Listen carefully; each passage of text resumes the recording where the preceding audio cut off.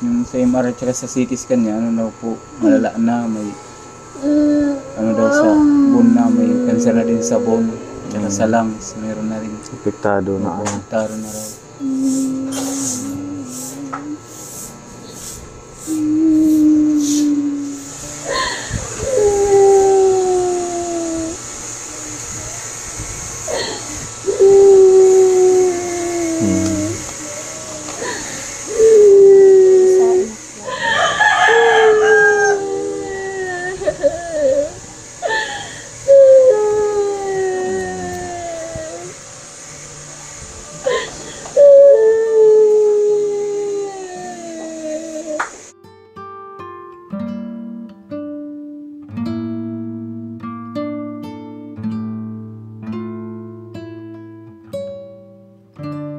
Magandang morning po sa ating lahat. Nandito tayo sa Barangay Kalingatngan, Borongan. At meron pong nilapit sa atin na isang kababayan natin na may sakit. Yun po yung ating mission ngayong araw. At titingnan po natin kung anong kalagayan at kung ano yung pwede natin maitulong. Yan. Priority din po ng ating channel ang mga makatulong sa mga may karamdaman, lalo na yung talagang kailangan masuportahan. Kaya tuloy-tuloy lang po tayo sa ating mga programa, sa paglilingkod po at pagsuporta sa mga kababayan natin. Nakaka-proud ang ating mga kaponi sponsors dahil sa kanilang tiwala at pagmamahal ay patuloy po tayong nakakapag-mission araw-araw. Maraming salamat po. At syempre kasama natin ngayon si Mami Lee. Ayan. At diretso na po tayo dito sa bahay ng ating tutulungan. Okay.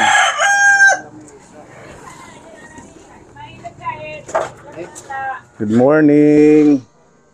Maupay ng aga. Hello. Pwede sumulod. Tara, family.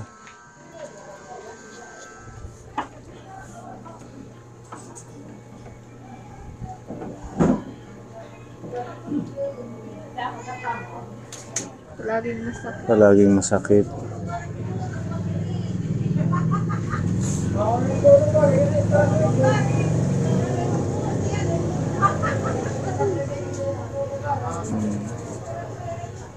Yan ang mahirap po. Sumasakit yung ano niya, yung bukol niya.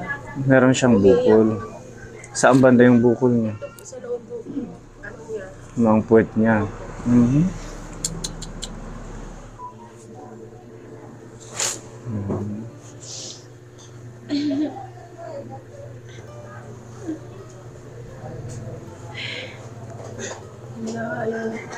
ano namin sa hospital. Hindi naman maano yung sakit niya. Dito lang kasi yung piyat lang niya.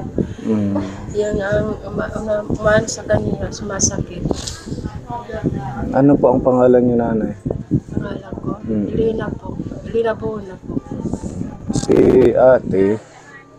Ang pangalan mo, ate? Maria Norma po. Maria Norma. Maria Norma yung pangalan ni ate. Kumusta? Anong nararamdaman mo ngayon? Sobrang sakit. Sobrang sakit ng pit ko. Nadala niyo na siya sa doktor? Ilang beses na po ako dinala sa doktor sa Manila. Ilang beses na rin ako ipinasok doon. Sa Manila? Opo. Kailan ka napunta ng Manila? July. Noong July. Anong sabi doon ng doktor? Anong sakit mo daw? Sabi nila doon rectal mass daw, yun sabi. Rectal mass. Opo. So anong in-advise sa'yo ng doktor? Biopsy tsaka chemo. Ikikemo. Opo. Na-biopsy ka na? Hindi po pumayag ng asawa kong biopsy. Kasi hindi naman ako magpapakemo kasi hindi na rin kaya ng katawan ko. Pati ng katawan mo, ate. Mailin na tayo nga Norma. Norma po. Norma. Tsaka may operado po ako dito. Ito, May tahi dyan. Ano yung plastic dyan na naka ano? colostomy bag. Colostomy bag. Para dyan yung pagdumi. Opo. Dahil nga sa may bukol yung puwet mo, hindi ka na makadumi doon. Opo. Dyan na lang.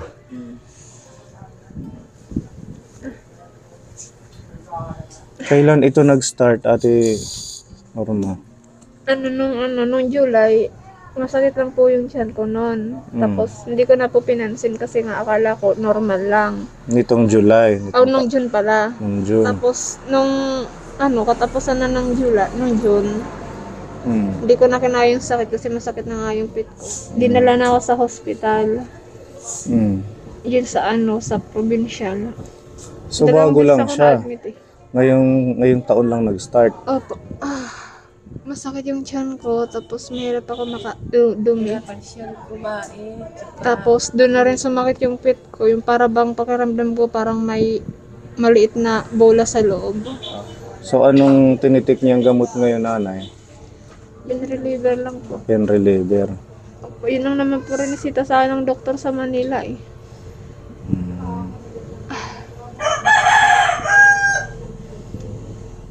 So, possible cancer, ano? Kasi Yung ikikimo, cancer nga po, stage 4. stage 4 cancer.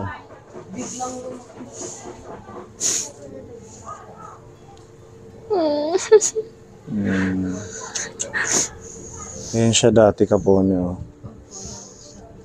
Ayan. Tapos, ito na siya ngayon. Ang laki ng binagsak ng katawan niya. May asawa ka na, Ate Norma. Meron po. May anak na kayo. Wala pa po. Anak ng asawa niya. Anak ng asawa mo meron. Ilang taon ka na? Nag-25 pa lang ako nitong July 30. May ano ba kayo? May lahi ng ganyan? Cancer? Opo, may history family po kami sa side ng mama ko. Ah, possible doon na kuha. So, dito sa Tacloban or Borongan, na-admit ka na. Nung dito sa Borongan, dito ako na-operahan eh. Tsaka nirepair ako ng doktor dito sa Tacloban. Anong inopera sa'yo sa dito sa Borongan? Itong ano lang po, colostomy, yung colostomy ko po. Sa colostomy. Opo, para po hindi ako mahirapan magdumi. Mm. Kasi nga nung na-admit ako dun sa provincial, nag-ano sila na maoperahan na lang daw ako kasi nga delikado na. Kasi nung binuksan nila yung tiyan ko, ano na yung ano ko, yung mga atay ko, yung lagayan ba ng dumi, namumukol na eh. Baga puputok na raw. Tapos yung sinundot nila yung pit ko nung habang tulog ako sa operasyon, sobrang laki na daw ng ng bukol. Mabilis daw mag-improve eh. Ibig sabihin active yung cancer cells mo. Opo. Tsaka apektado na rin kasi yung pag-ihi ko kaya nakakatitir na ako eh. Oh, Di na ako nakakatitir ka na makain. din. Oo, ito. Sa sahig. Anong sabi sa'yo ng doktor? Kung anong remedy na pwedeng gawin kung ayaw mo magpa-chemo? Wala na raw eh. Ha? Ayaw ko magpakim, wala na rin daw magagawa. Wala na din. Wala na rin. Kasi yung chemo, yan yung yung cancer cells. Susunugin o lulusawin ng gamot ka. So sobrang tapang. Hindi mo yata kakayanin dahil medyo Hindi yung po kaya, katawan. lalo na may asthma rin po ako eh. Patingin mo yung katawan mo, Ate Norma. Tanggalin mo yung kumot mo. Nakaano po, hindi po ako nakaano sa pambaba eh. Okay lang dito lang sa taas. Ganyan. Para makita ko lang yung katawan mo.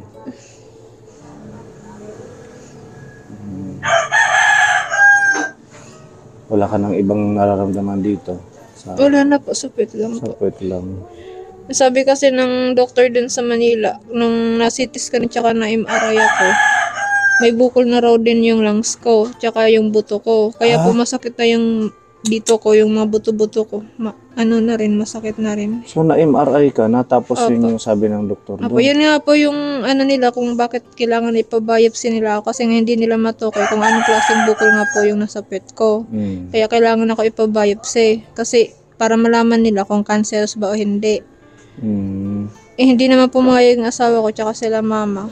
Mm. Kasi nga ayoko magpa-chemo eh. Grabe, ang bilis lang, no? June, July, August, September. Almost ano lang siya, magpo 4 months. Tapos biglang ganito yung ka-active yung cancer ni Ate Norma. Stage 4. Paano mo nalaman na stage 4 na? Nung nandito kami sa provincial, nung naoperahan ako, Mm. kasi nung natapos sa operahan, sabi ng doktor, punta kami ng Tacloban. Temporary lang daw to eh. Para hindi daw ako hindi ako malason. Mm. Nung pumunta na kami ng after 1 week yata yun, pumunta kami ng Tacloban, nung chinek ako ng surgery doon na sa Tacloban, sabi na sa stage 4 na raw ako. Kasi sinundot niya yung pit ko, ito na lang ipapasok. Kasi nung nasa provincial ako, ito napapasok pa to lahat. Ito na lang daw eh. Ibig sabihin, Ngayon, ito na nakaharang lang. na siya Hindi, doon. opo. Malaking. Itong last na to, nung sinundot nila, hanggang dito na lang. Ito na lang yung naipapasok. Tsaka nilalabasan rin ako ng maraming dugo. Itim, kulay, tsaka mabaho. Itim na dugo na... Opo. Kanina, nilabasan ako nung umupo ako. Maraming dugo. Opo. Chinik nila yung kalahating katawan ko dito sa taas. Okay naman daw, walang masakit. Yung problema lang talaga sa may pit ko. Pero yung nasa CT scan tsaka MRI ko, yun daw ang resulta dun eh. May bukol daw yung lungs ko. Kaya nga naguguluhan sila, bakit may bukol daw yung lungs ko, wala namang masakit sa loob ng katawan ko, maliban sa pit ko. Baka hindi pa rin, hindi pa siya talagang... Oo, ganun ka. Ayun niyo po yung lalaki. asawa ko. Ito si Kuya. Hello po, maupay nga aga, Kuya. May trabaho.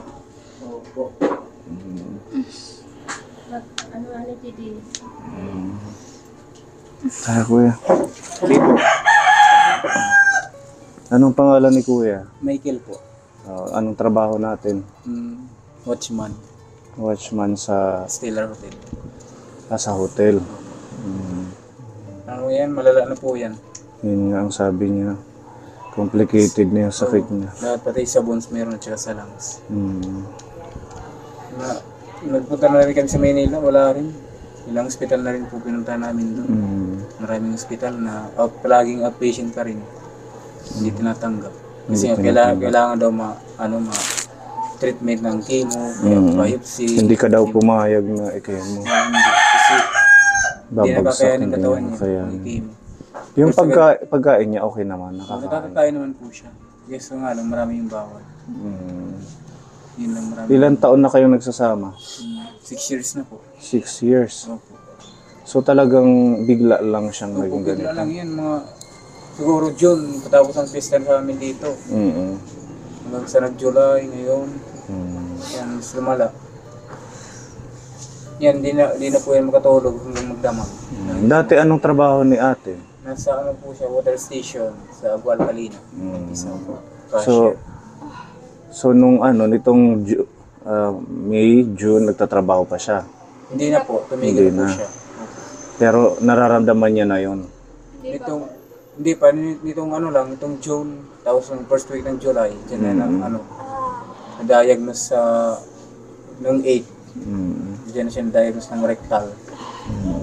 Nakahingi kayo ng tulong dito sa mga O dyan sa Kapitolyo. Nakahingi kami ng 20,000 nung pupunta kami ng Maynila.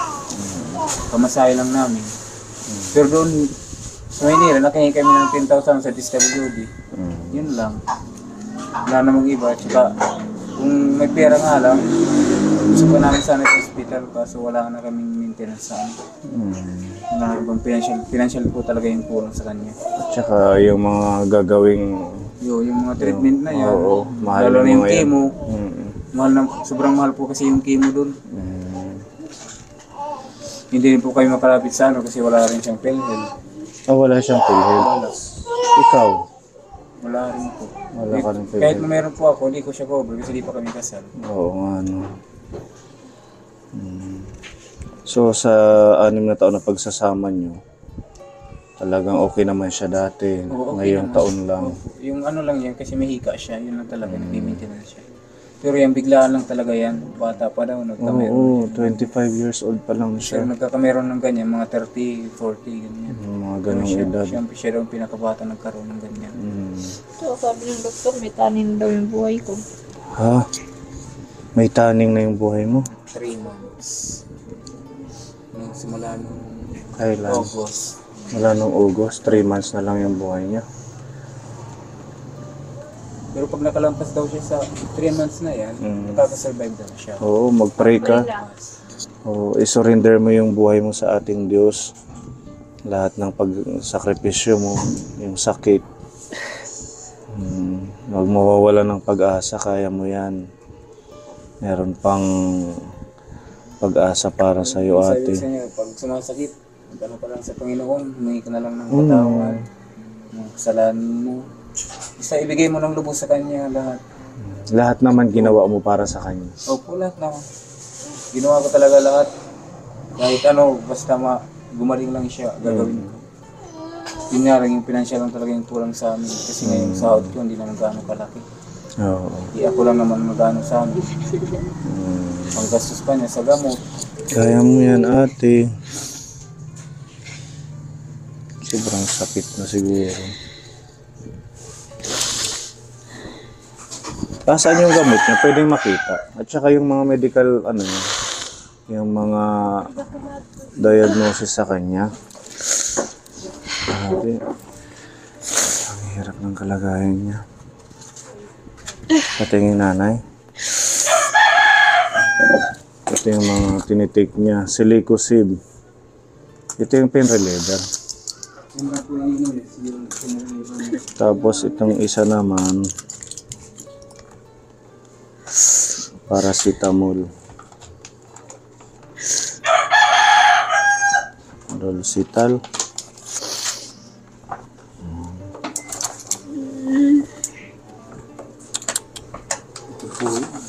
Natalab pa ba yung silicosib? Natalab pa, ate Norma? Minsan hindi na. Ha? Minsan hindi na. Minsan hindi na. Sa sobrang sakit niyan. May kakilala ako, ang ginawa sa kanya, niresetahan na lang ng morphine.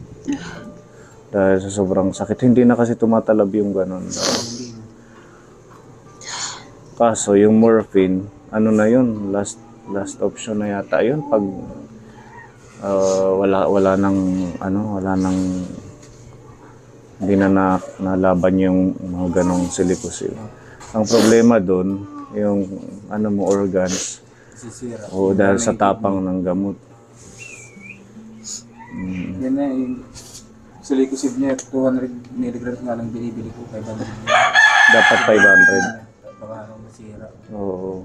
Komplikasyon. Nakain mo na siya. So, Bago siya mag-pick. Tatingin po ng niya. Sana makahingi kayo ng tulong dito sa mga party list. Para maalalayan. kasi hindi na ito yata pwede kasi umabot ng 1 buwan, galing yung Maynila. May limit lang, May limit lang yan. Dapat pag hindi pa umabot ng 1 buwan, pwede pa ilakad yan sa So ayan, yung kanyang MRI, pelvic rectal mass, yung reason, rectal mass, malignancy. Yung pati yung CT scan. Lahat nagawa na sa kanya. CT scan, MRI, ang hindi nyo lang yun lang talaga yung chemo at yung biopsy. Oo. Yung biopsy kasi parang kukuha yata yan ng sample ng tissue doon sa kung para saan. pag-aralan daw yung yung Oo. bukol, Kung cancerous or balik na. Kami nagsuggest naman sa amin, huwag daw kayo magpa-biopsy pag hindi kayo papakimo. Kasi daw pag nakuhanan daw yan ng laman sa loob, yung bukol niya, magdudugo daw yan, yun daw yung kakalat, magiging cancer cells. Kailangan sabay yun pag nagpa-biopsy Kung biopsy daw kayo, diretso na kayo chemo. para hindi siya kumalat Hindi daw doon. magkalat. Kasi syempre kukuhanan dugo talaga doon. Dudugo daw sa loob. Yun daw magkakalat. Hindi na po kami nagpa-biopsy kasi hindi na siya magpapakimo. So ang ano lang niya ngayon yung itong pain reliever. Reliever na lang. Tsaka Kung makuha mo sa mga herbal, Nag-herbal kayo? opo. Anong mga herbal? Natigil nga na naman yung ano, yung barley. Barley. Oo, maganda yung barley. Natigil nga na naman kasi ngayong financial ngayon ko lang sa amin. Magkano yung barley na nabibili 1,000 niyo? po yung isang box, 10 piso, piraso. 10 peraso. Kamahalan. Natigil, hindi naman. 100 ang isa. Oo. Na okay ka naman sa mga barley, gano'n? Yung maganda rin naman yung ano niya. Yung pakiramdam niya. Tsaka nailalabas na yung dugo na madumi sa loob. Oo. Sa tiyan. Parang cleansing din. Mga hindi kailangan ng Yan, katawan. nakakasakit sa kanya eh. Pag na-stuck sa loob. Sobrang sakit, iyak na lang siya. Ganito ba to? Araw-araw siya ganyan? Lalo na paggabi. Nag-iiyak-iyak na lang Lalo na paggabi. paggabi. Hindi na rin siguro nakakatulog. Hindi, nakakaingay naman lagi sila bahay, nakakaya naman. Pero alam Itong naman, bahay, ano to, nag-uupa lang din po kami. magkano yung upa nyo? 500. 500. Nanay, anong mensahe mo sa mga makakanood dito sa anak mo? Hawakan mo po. Kasi Baka sakaling matulungan kayo sa pambili ng gamot or ano man. gusto ko po matulungan po kami para pagaling yung anak ko. Balik po siya.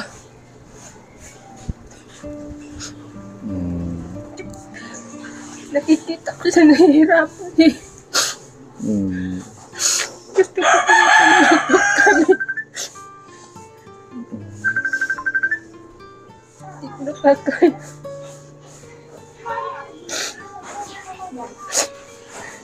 Ano ito? Ha?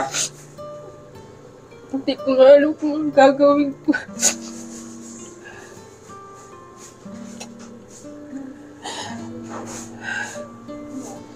Ilan po ang anak nyo, nanay? 3 po. Yung dalawa nasaan? Yung isa kong lalaki doon tatrabaho. Yung bunso ko nandito sa akin yan. Hindi may anak. Ito po ang panganay ko. Panganay mo si Norma. Ako. Sa mga pusira po yung puso dyan, sana po matulungan niyo po yung asawa ko na gumaling pa po kasi yung kulang po sa amin kasi po yung financial po, yun po yung malaking ano sa amin.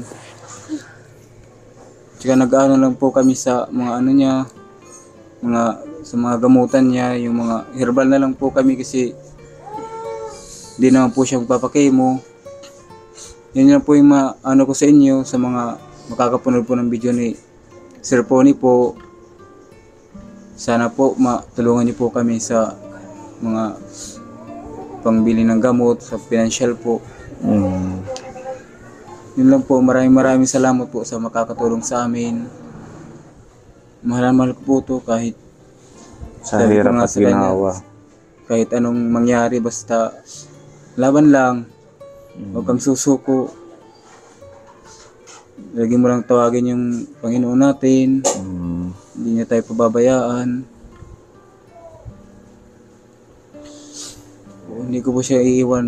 Sir, kahit ano pong mangyari, hindi ko po talaga siya iiwan.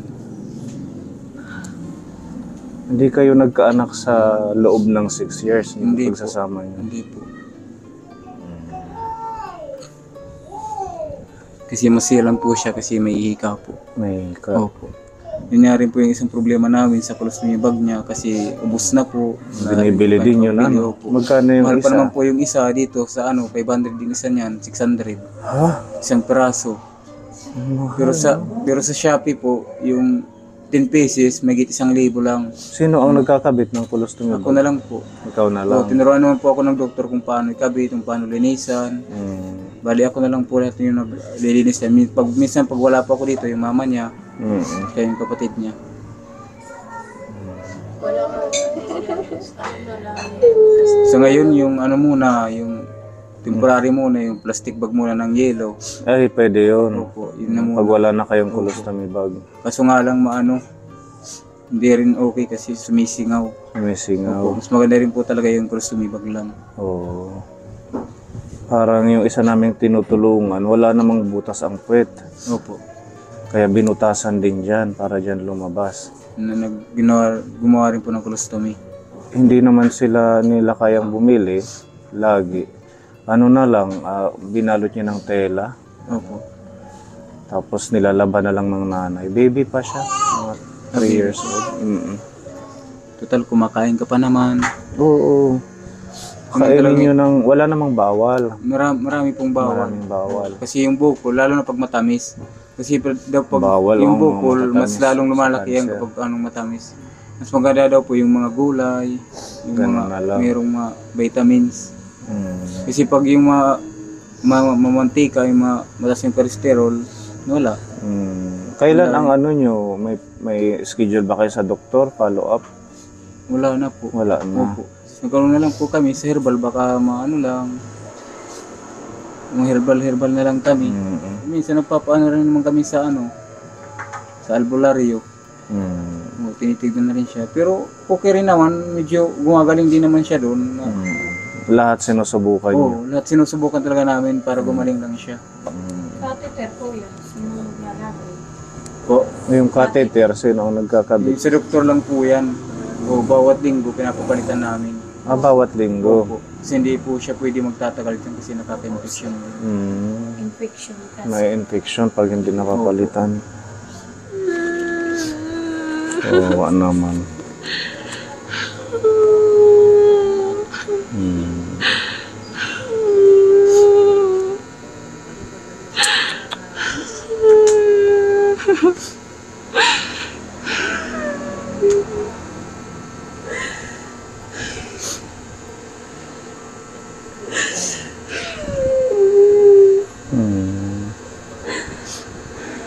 Pray lang, Ate Norma, mag-pray.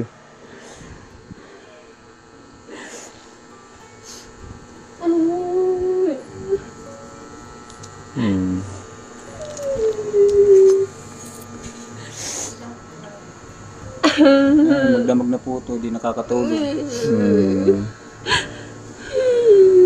Laging sumasakit. Minsan nga sinasabi na lang sa akin na gusto na daw niya sumuko. Kasi pagod na daw siya.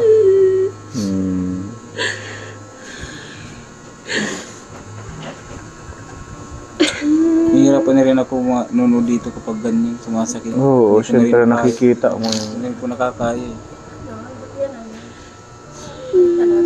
Nakikita mo siya na ganyan. Pwede nga lang hati-hatiin ang kirot para makabawas sa kanya.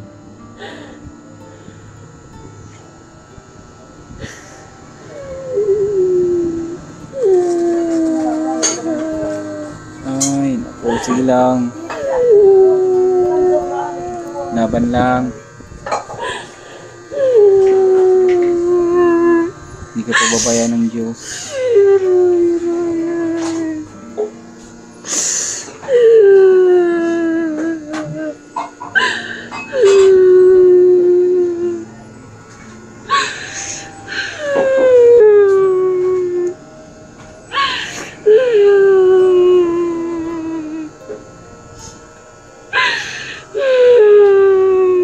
Oo, naman.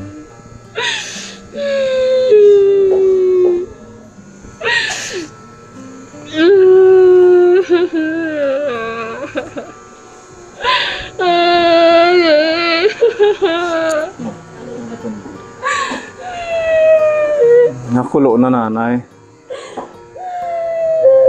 Kahit yung hindi masyadong kulo siguro, basta mainit lang. Ano dito sa may puwet niya. Puro labot to. Kinakain yung mga laman niya. Kinakain yung laman. Minsan nga pag yung nawawala sa puwet niya, may mga laman-laman na. Oh, Yung mga laman. Ano po ang hit vocal?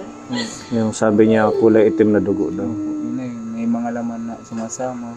Kinakain yung mga ano niya. Kinakain yung ano. Kaya pumapayat siya. Opo.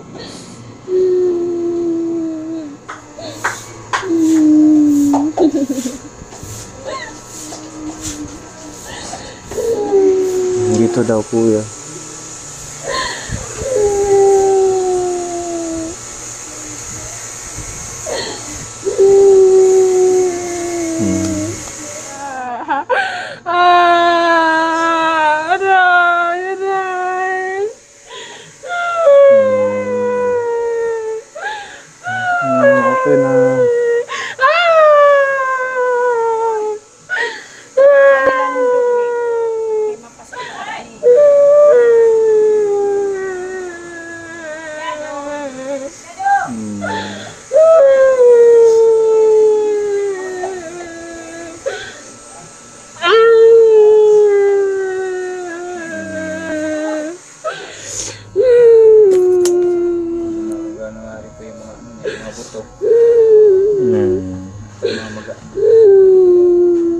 Buti hindi nagkakasugat. Ano, yung likod niya.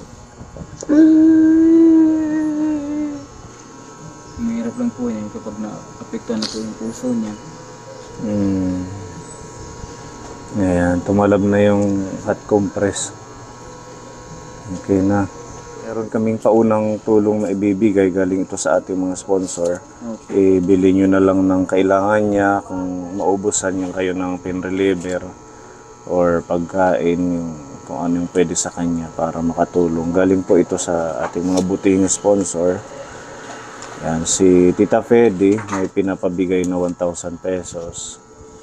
Maraming salamat po, Tita Fedy, sa pag-sponsor niyo po kay Sir Pony. Sana po hindi po kayo magsawang tulungan po yung mga katulad namin, yung may mga sakit. Maraming salamat po. Malaking tulong na po ito sa amin. At saka maraming salamat din po kay Sir Pony na natulungan niya po kami, napansin niya po yung mga message namin sa kanya.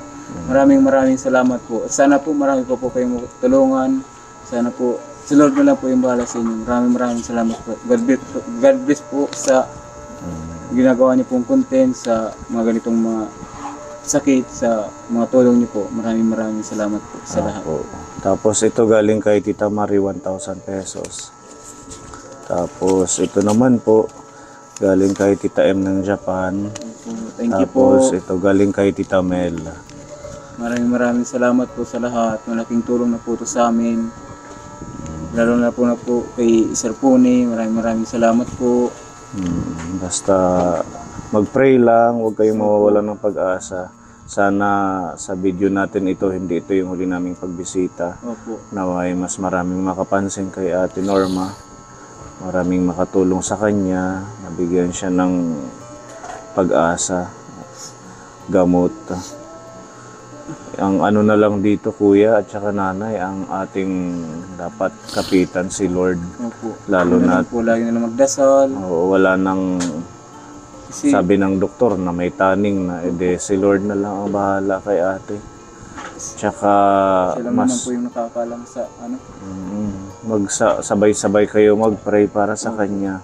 Yan po, maraming salamat sa ating mga Kapuni sponsors. Babalikan na lang po natin si Ate Norma. If in case mapanood ng iba nating Kapuni ang kanyang kalagayan at matulungan pa kung ano yung pwede nating magawa para sa isang kababayan nating may karamdaman. Muli, salamat po at mabuhay po tayong lahat mga Kapuni. And to God be the glory. Bye-bye po.